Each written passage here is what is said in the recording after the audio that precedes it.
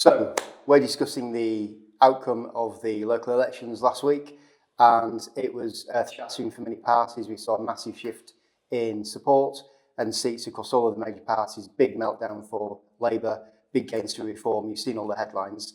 We're just reflecting on what that means for us this week, for the development and property world in the future, and where local government and the political parties go from this point. Johnny, you were a candidate yourself in London on Thursday.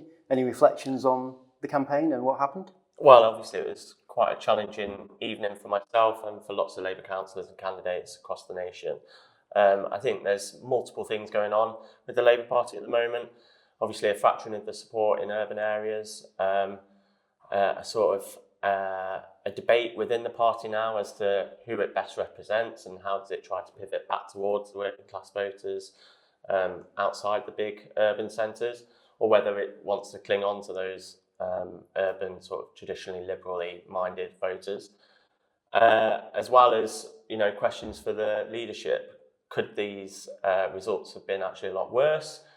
Is it best to stay the course with Keir Starmer, or should we now have a larger internal debate around who's going to challenge him for the leadership and what are the impacts on that for the Labour movement, and does that threaten us in the election in a few years' time?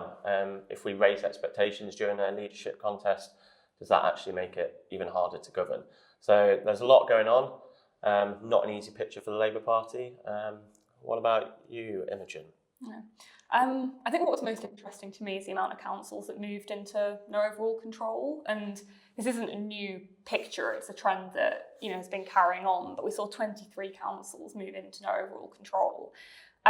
So what will be happening over the next couple of weeks before the AGMs later this month is, those parties who gained the most seats but not quite enough to get over the line and form, a majority administration, will be doing those negotiations to try and work out if they can get another party to prop them up, if they might form a minority administration, or even in some cases if we're going to see potential rainbow coalitions of opposition parties working together.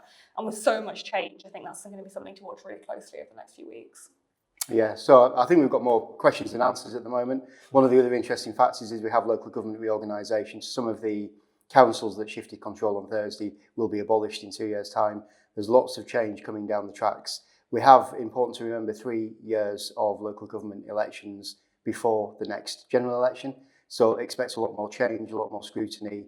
And if you need advice or guidance or insights in terms of how you engage with local government or understand what their ambitions, aspirations or challenges are, get in touch with us at Second Newgate.